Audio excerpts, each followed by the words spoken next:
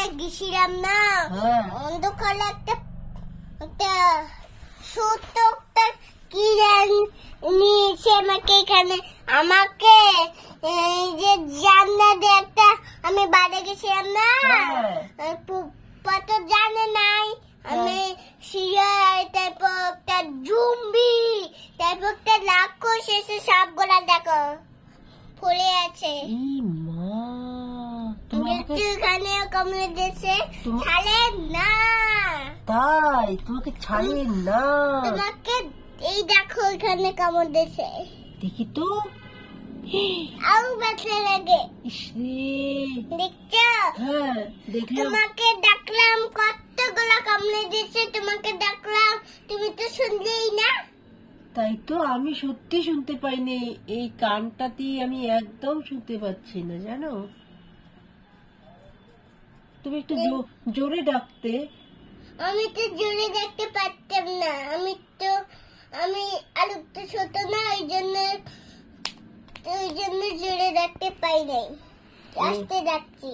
ও আস্তে ডেকেছো, সেই জন্যই তো শুনতে পাইনি। তুমি জোরে ডাকলেই শুনতে পারতাম।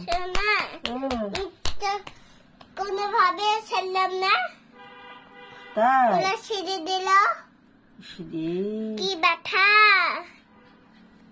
ঠিক আছে, তাহলে তুমি আর বাইরে একা যেও না প্লিজ।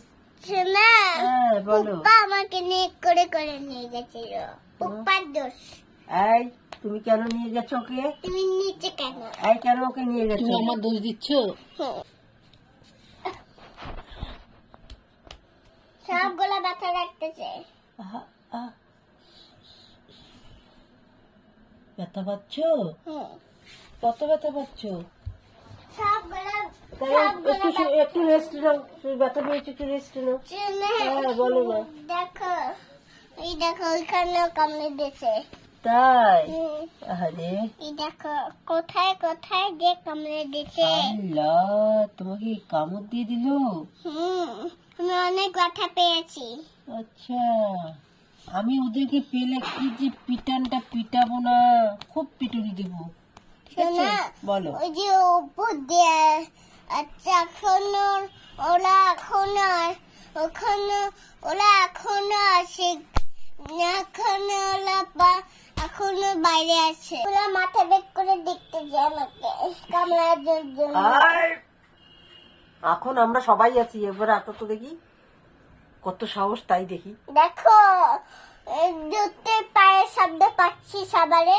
এবার আসো তো, কোথায় তো আমরা সবাই আছি, শুধু এসে দেখো কি করি, কি অবস্থা করি। দেখো জান্নাত দিয়ে দেখতেছে।